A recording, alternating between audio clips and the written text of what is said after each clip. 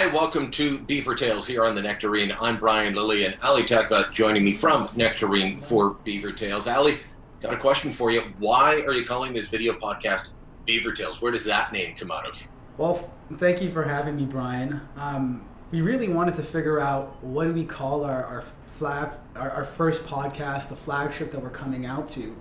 And we figured it had to be something that kind of captures the quintessential Canadianness of everything we're going to be discussing. And the real point comes down to this. We're going to be looking at everything that matters to the Canadian person through a Canadian lens, whether it's politics, business, technology. And going into the future, we're going to be having a lot of really big name guests come in here and engage in long format discussion. So we're not going to be looking to just get these quick pieces. Hold on. You're talking about Canadian stories. So this obviously is a government program and it's subsidized? Well, thankfully we're actually not using any government subsidy. I think that if you really focus on the quality and you try to represent the things Canadians want to see, there's a massive market out there. And you can do that without subsidy. And that's what we're going to be doing. Completely. Let me ask you then, what's the more Canadian thing? You were saying that you wish you had a jug of maple syrup. I said I had a jug of whiskey. Which of those two is the more Canadian thing? Sitting here sipping on some Crown or, just chugging back on the maple syrup? I think at this point there's one simple answer, and that's why not both? We could combine those two things and have the nectar of the gods, in all honesty. I am not going to try and attempt to do that properly, but there's some out there already. I know it's very big in Quebec. Well, you're down in Quebec. You're in Montreal. Yeah. If you haven't had it yet, Sortilege is kind of the leader in this. And then there's another one out of Quebec that I tried. It's just amazing. It's called Courrier de Bois, I think. Wow. And they take maple syrup and whiskey and mix it together. And it is fantastic. Look, let me ask you about political stories. Have you been following Justin Trudeau as he traipses around the world on his 10-day international trip? I think right now he's in Singapore. But he has been in Paris. Have you been following it? I've been keeping a track on it, not as much as I would like, but this is starting to seem like another Trudeau trip, filled with awkward moments that make the Canadian population cringe a little bit, which is quite surprising coming from a prime minister who most would view as PR heavy or PR focused. Mm-hmm. I was looking at an article today in the Canadian press, I believe, and it was about Trudeau having genes to govern. And I was like, wow, what kind of an offensive comment is that? He has the genes to govern, as if like being Canadian and being a Canadian leader is based on your genetics rather than being a citizen and having good ideas. So that was really interesting. So it's not because he's smart. It's not because he's got the right policies. It's because, he comes from the right stock. Yeah. And I was just like, wow, that's a certain kind of offensive coming from a general news article. And I think the other just interesting thing was how hypocritical some of the stances were regarding freedom of the press. I think they were in China. Yeah. And they were talking about this. He was in Paris and he's at a meeting of a group called Reporters Without Borders. So this is on the sidelines of the Armistice 100, the 100th anniversary of the end of the First World War. And he shows up and he starts talking about the importance of a free press and says that we need a free-thinking, independent, rigorous, robust, respected media. And shortly after those words are uttered by Trudeau in Paris, he turns around his finance minister turns around and goes into an event with the Canada-China Business Council, mm-hmm. where Bill Morneau is giving a speech, and guess who's barred? Reporters. Why? Chinese government doesn't want reporters around. They don't like the media unless they can control them. Mm-hmm. So it's just bizarre. And of course, Trudeau's in the middle of trying to get a free trade deal with China. Mm-hmm. He's denouncing the Saudis over the killing of Khashoggi, which, hey, fine, fair enough. They killed this guy. Dismembered it and lied about it. Yeah, and they're an awful, nasty regime, and I'm not big fans of theirs. But guess who's also an awful, nasty regime? The people he's trying to kiss up to get a free trade deal with. Mm-hmm. He's got a bunch of his cabinet ministers mm-hmm. there. and he's talking with Chinese leaders shortly about free trade. So I don't know how you square that. I don't know how you say, well, we're going to pick on this evil dictatorship and love this one, while pronouncing that you've got a rights-based foreign policy. You don't. You're saying, I'll accept what this dictatorship does, but not this one. Well, this really is like an important thing to focus on. Looking at it, China is the one that actually matters too. If we're thinking about like actual dictatorships which can affect the world order, China's the one that matters. People keep thinking like Russia's out here trying to ruin the world, and it's like Russia is a country with with the equal GDP to Canada and 4 times the population. Russia is an unbelievably poor country that really can't compete at the international level. If Canada wanted to, we could compete like Russia. So to focus so much on these little dictators, and then when the big dictator with the big economy that could actually change the world order, the one that actually really kind of could threaten Western civilization and the treaties and the world order we have, we want a trade deal. That also just was really hard to square off as well. Just the difference. This is the one that matters. Now, of course, there's the old famous clip that Trudeau gave while he was at a fundraiser, and this wasn't a gotcha question. He was asked, which country do you admire most other than Canada? And it was at a Liberal fundraiser. It was a ladies' night out with Justin, get to know Justin, and they had posters talking about what a heartthrob he was and all these things. And they just said, well, which country other than Canada do you admire most? And of course, that's when he turned around and said the infamous line that he admires China's basic dictatorship because it allows their economy to turn green on a dime. China's economy is not turning green on a dime, but they are still a dictatorship, and he's like his father. He's got a blind eye for them, and he's willing to turn the blind eye when it comes to China. There's a minority group, and I was writing about this in the Sun. There's a minority group there called the Uyghur Muslims, and they are being completely oppressed by the Chinese government. They're building what China is calling vocational training camps. They're re-education camps. They're concentration camps. You go there and you get Chinese propaganda. They've got hundreds of thousands of people. Some say it could be as many as 1 million people in these camps. And Canada's silent on it. Canada's silent on the 41 journalists in jail in China. Canada's silent on the total oppression of political freedom, of religious freedom, of freedom of speech in that country. We just want a trade deal with them. We want their cheap plastic crap to fill our stores, and we're willing to turn a blind eye to their oppression. We're willing to turn a blind eye to the fact that part of how China keeps its economy going is intellectual property theft, that they will steal. If we invent something, they'll steal it and sell it back to us cheaper. And that seriously is a problem going forward. When you think about a few statistics, we know in the next 10, 20 years, a significant portion of the population will be automated out of job. That means that the thing that'll matter in the long term is which countries and which companies own the rights to these technologies that are being created as we speak. Who are the people solving these problems? And normally they're big tech companies in the US and Canada. And if in 20 years China is able to continuously steal that IP, they will easily be able to compete in the global market, and that's really due to completely unfair advantages. You don't see Canadian and American companies coming out here and just literally stealing an idea and branding it as their own and then getting away with it. You know, one of the things that Canadians should be thankful for Donald Trump on, and I know he gets a hard time in Canada, but part of how he's trying to reshape the international trading order or part of the reason for it is to kind of pierce China's balloon and say, look, these guys are bad actors on the world stage. They don't follow the rules-based system that most of us do. They steal intellectual property, as we were saying. So he wants to put the squeeze on China. One of the things that they were doing is that the reason that we have tariffs on our steel and aluminum in Canada is they were making this stuff, sending it to Canada, sending it to Mexico. We would polish it once or twice and then ship it down to the States as Canadian steel or up from Mexico as Mexican steel.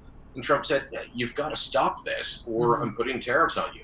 Trudeau government didn't do anything about that because they didn't want to anger China. I mean, I think a lot of people have missed that connection. We were warned for more than a year that you've got to stop these Chinese shipments. They call it transshipment. You've got to stop these Chinese shipments of of steel and aluminum going through Canada and then claiming it's Canadian so that it gets into the States duty free. You've got to stop that, or we're putting tariffs on you. We didn't do it for a year because the Trudeau government didn't want to anchor China. So we'd rather have unemployed Canadians than his angry buddies in Beijing. I think that's pretty sad. I think that's certainly, it's up there. And it kind of just, it hits at this point of, I wonder if we're actually trying to have a nationally independent economy that is very strong, or if we're just running out here trying to please our own personal bases.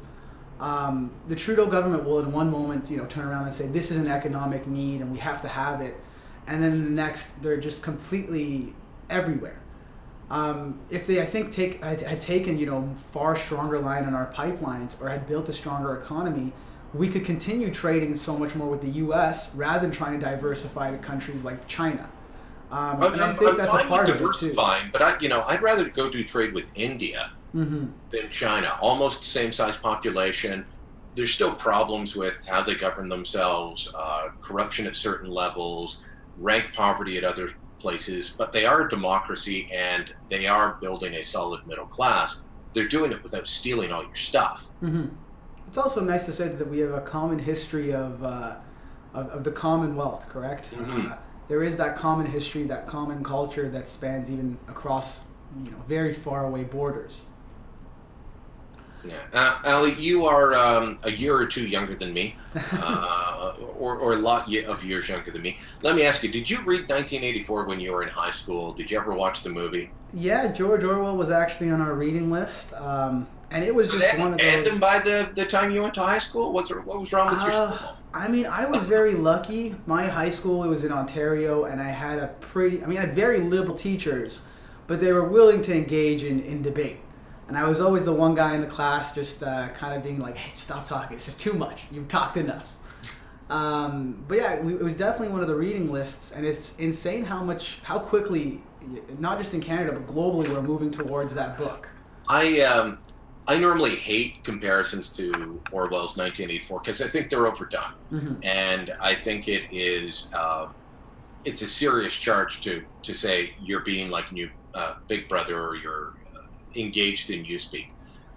But this whole thing around taking our personal information and our banking data, I think definitely qualifies. I'm not sure how much you've been following that, but to me, this smacks of Big Brother, the idea that the government can seize your banking data and your personal information from your bank, and the bank doesn't have a say, and you don't get asked for permission.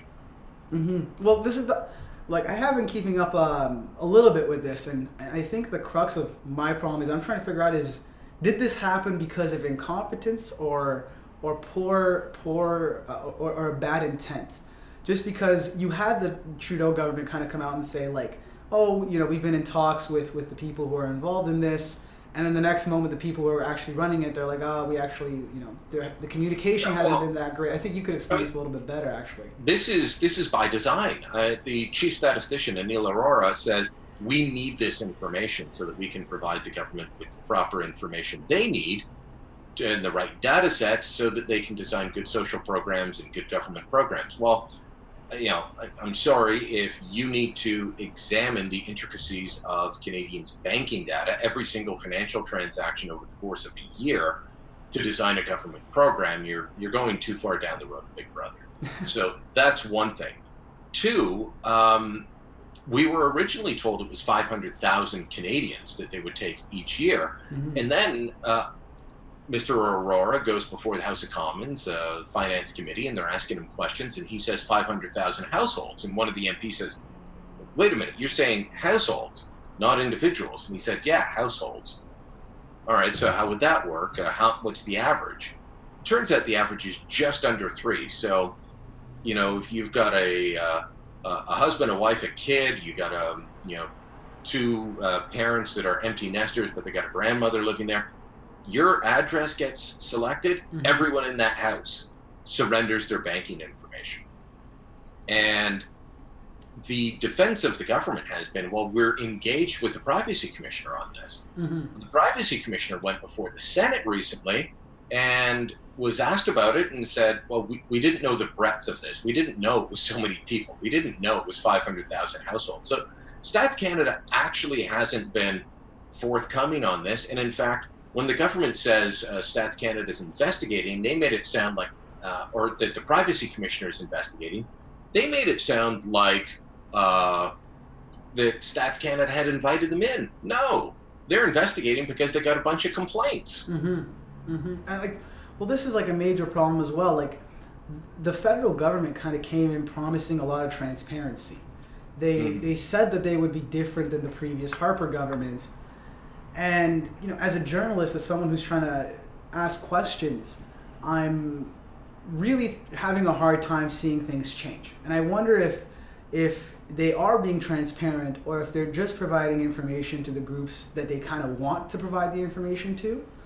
The Stats Canada situation is a serious problem, but I think the way Terri Lynne Mcclintic's transfer and the information they gave to the CBC, that might have been even more of an example of how bad transparency has actually gotten. Well, I can tell you, as someone that has used access to information a lot over the years, the government's gotten worse, not better. Mm-hmm. They promised things would be better, and instead, because the Prime Minister's office redacts information that they're supposed to release to the public, well, departments have started following suit. And you're right about them releasing information to media outlets that they like, and that has to be of concern. This, do you want to get into Mcclintic now? Yeah, we can. We can totally do that. So, I mean, we all know the story of young Tory Stafford by now, 8-year-old girl lured away by Terri Lynne Mcclintic. She takes this girl, takes her to her boyfriend, Michael Rafferty, so that he can rape her repeatedly, and then they kill her and dump her body. It's an absolutely horrific crime, and Mcclintic was sent to a healing lodge. Well, after weeks and weeks, and this is the subject of my latest column for the Nectarine, and, hopefully everyone watching now reads the column and then shares it on Facebook, because people need to know this, is that the government's done the right thing now, in that they have transferred Mcclintic out of this healing lodge back to a real prison, although it's not exactly hard time, but it's a real prison. But they play politics along the way, and they were just dragging their feet on this.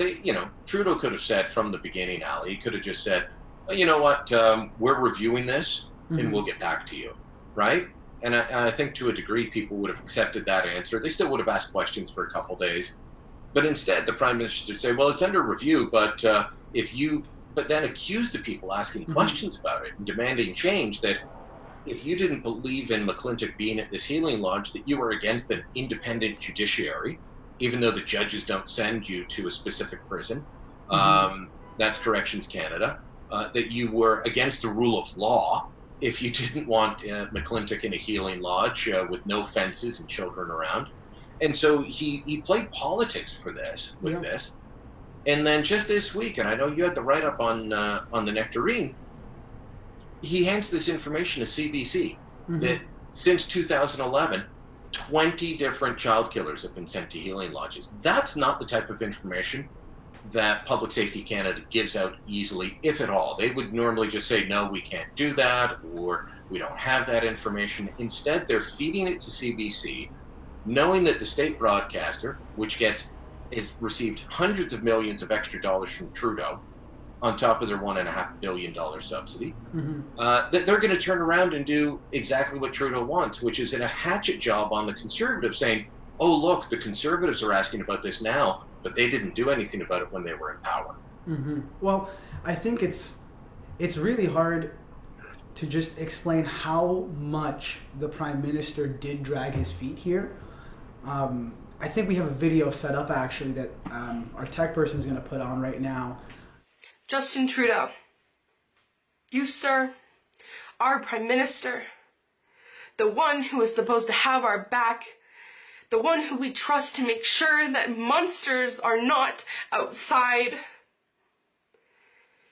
You, you, you have the power, the choice, the opportunity to fix this, to put her back. Because where she is, there are no gates.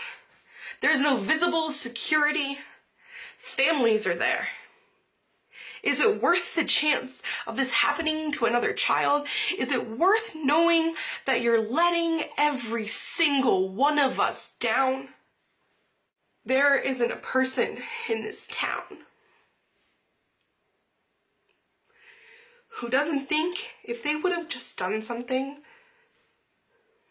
a little different that day, that they could have saved her, if they would have driven down that road.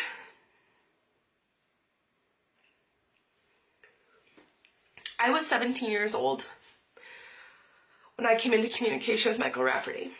He had added me on some dating site connected to Facebook, and he was creepy. He knew where I always was. He was saying things that made me really uncomfortable. He was parking on my street. My parents were seeing him, but I never met him until one day I saw him in Walmart and he chased me out of there. He was creepy, and anyone who met him was creeped out by him. They were both monsters, and when monsters meet, horrible things happen. I went out to the cemetery where Tori is. In the ground, where she will never grow up, because they took her life in the most horrible way imaginable. And she's in a healing lodge. I invite you, stand at her headstone, like Rodney said, and say to her all the excuses you've made.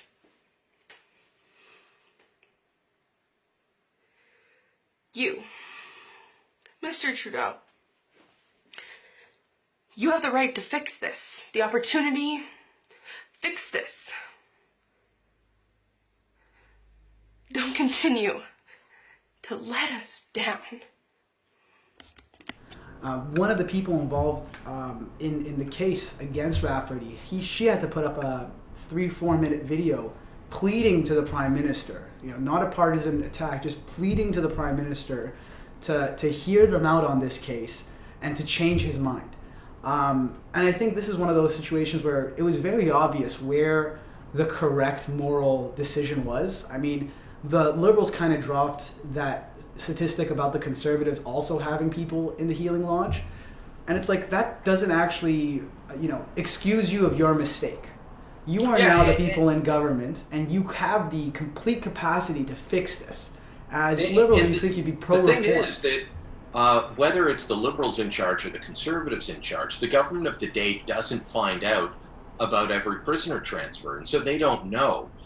The only reason they find out is when people like Rodney Stafford, Tory Stafford's father, get alerted, and he was alerted months after his child's killer had been moved, to say, hey, she's applying for day parole. How do you feel? Well, where is she? Oh, she's in this healing lodge in Saskatchewan. What? And so he alerted the media. A lot of families never find out that the killer of their loved one has been moved to one of these places. And so that's why it doesn't get publicized under Liberals or Conservatives until the family members let someone know. So they're really playing dirty pool. And I think it's shameful that CBC was taking part in this. Well, kind of shifting the discussion, we've been focusing a lot on Trudeau. I'd love to focus a little bit on the media, just because I think that's one of the things we'll be discussing a lot in the Beaver Tales podcast moving forward. And you have this situation right now where the government is really supporting the CBC. There's a massive subsidy. And in the background, you have the post-media empire basically crumbling. You have Toronto Star not doing much better. And Globe and Mail, as much as they'd like, they're also just not in a great place as well. Well, the Globe at least has a rich owner. Yes. Otherwise they'd be in trouble. But what the Star, which used to have very high flying shares, they're I think you can you pay more for a donut now than you pay for a Toronto Star share on the TSX. Well, yeah, like, what if all these companies go bankrupt in the next 2 to 3 years, and all you're left with is a Trudeau government who is very close with the CBC and no other sources of news to kind of question what's going on? And I guess that's the thing that really worries me right now, because you see how each subsequent government treats the media.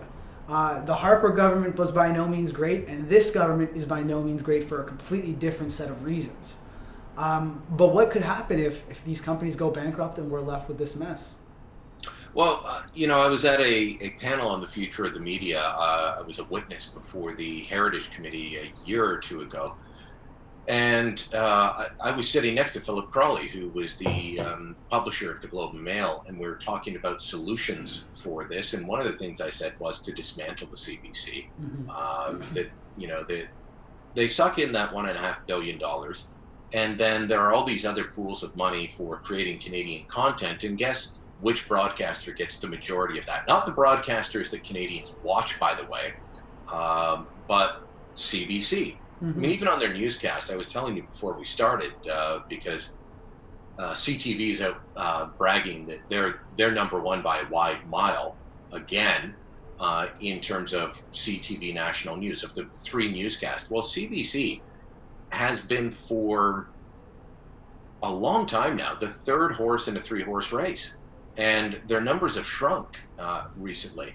So fewer and fewer Canadians are watching them for news or for entertainment programming, but they're getting more and more money from the government. What is the solution? What can government do? They heard all kinds of ideas, none of which were calls for a subsidy, or maybe some people did, but not at the committee meetings. I went to a few committee meetings, and the ones I attended, people weren't calling for subsidies, but they were talking about advertising tax credits, or a change in how certain aspects of the business are treated so that it would be more profitable. None of those have shown up in any government discussion papers. Instead, what they've talked about is more subsidies for journalists, which will mean more government news sources. That, I don't think that's healthy for democracy if other media outlets are having trouble and the government's only answer is more government journalists. It's not like CBC is challenging this government. It's not like they are holding their feet to the fire. When their lead reporter on the NAFTA renegotiation says, "Oh, the minister brought us popsicles. I think that's a good sign that negotiations are going well." If that's the level of holding the feet to the fire that we're going to get from CBC, then we're wasting our $1.5 billion. And I think you really do have to focus on how much money that is. Like, $1.5 billion is a significant amount. And in the marketplace that we're in, it's hard to not imagine that crowding out the field, right? Like, they're taking so much ad revenue, they're taking so much quality revenue by just existing that would normally go to all these other companies that are actually producing watchable content. And I think people ask, like, why does Canada have such a weak love for media? We don't have these massive video companies. We don't have a lot of companies doing investigative journalism. There's a few, and it's because places like CBC are taking so much funds and hogging them and then not using it very well at all. Well, one of the other people that appeared at the Heritage Committee, I think it was the week before I did, was James Baxter, and he's the guy that founded iPolitics, which was recently sold off to the Toronto Star. Now, if you want to get into the minutia of federal government, then you're going to be reading iPolitics, and they do some of this investigative work, and they tried to find a niche. And Baxter's complaint was that as an independent publisher trying to make a go of it, every time he found a new niche, CBC would watch, and he said he watched this with other publishers as well. CBC would watch, okay, that's being successful, let's take it. And let's completely copy it and replicate it using the tax money that we all pay and put this guy out of business. And that's unfortunately part of what they do. Why does CBC have a music service competing with Spotify? Wait, they have a music service? Yeah, and they give it away for free. I This is news to me. What does it do? What is this thing called? It's been around for several years. It's a music streaming service. And you might think, well, it's Canadian Broadcasting Corporation. They're just putting out Canadian content, right? Canadian music? No. You're going to hear Aerosmith on their rock channel, and you're going to hear Elton John. And, there's a lot of this aimed at boomers listening to pop music, also young people listening to pop music. Well, I'm sorry, Rihanna doesn't need my tax dollars to feather her nest. We're giving it away for free, but CBC still has to pay the royalties to the artists. So why are they doing this? To me, it's always been a mystery. It's one of the areas where they're competing. They have no mandate to be on the internet, producing web-only shows. That's not part of their mandate, but they invest heavily in the internet. They invest heavily in, they're basically trying to put every newspaper out of business with their online print copy. And they're competing on every aspect that they can. And there's no need for that. They simply don't have the mandate, but they spend the money on it and then turn around and complain to the government, well, we don't have enough money to fulfill our mandate. Well, because you're paying Rihanna. Yeah, instead of paying Joe Blow Canadian, who could make beautiful Canadian content. Looking at, there's just so many problems that Canada also does have that deserve to be seriously investigated. But moving on, I would love to move from politics to something that's just more social. We have a few minutes left of our show. Yeah. And recently, a video that's just been going around the country is a child getting bullied with cerebral palsy. You see him, put down into a river and forced to be walked upon by a classmate. So we're going to put the video on now.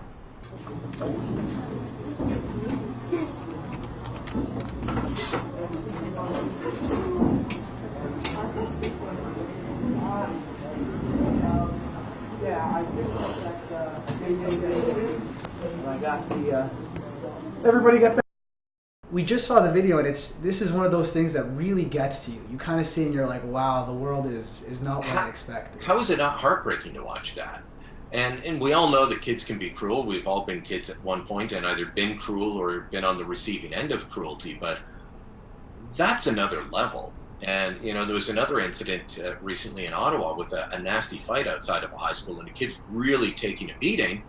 And rather than people stepping in to stop it, as this group of kids is beating on one kid, no, people just whipped out their phones and took video. Well, this is the thing. In both cases, like, why isn't somebody, instead of taking a video of it, why isn't somebody stepping in and saying, hey, come on, enough? Well, it's like, where is our culture going? How intense has social media and the media market become, where the number one thing people now go to is, I want to record this, full well knowing that this could probably go viral and ruin their lives, instead of actually trying to solve the problem. It's like everyone wants that world star hip hop moment, even though it's not a good moment. Yeah. Where is society ending up like that?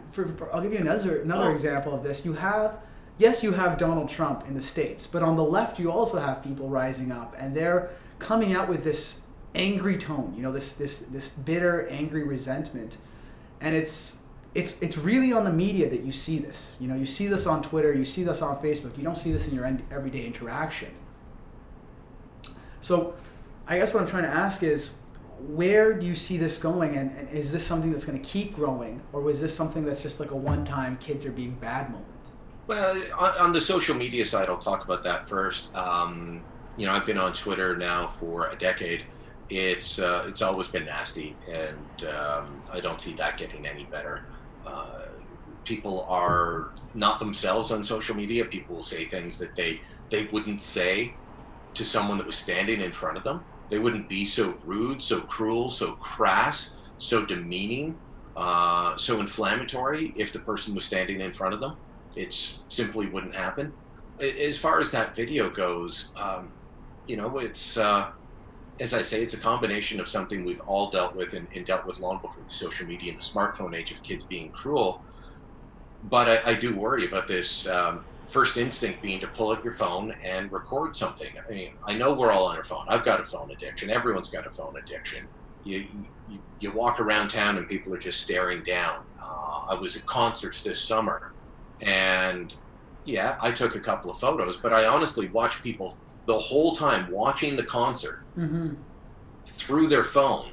And I thought, why are you spending good money to do this? Why are you missing out on the whole experience? But our whole lives are going through the phone. So I think we'll probably will see more of this sort of thing, which is disturbing. How do you stop the it? other thing is also I it don't feels know. like it's now starting to go from the social, the bad acting to real life.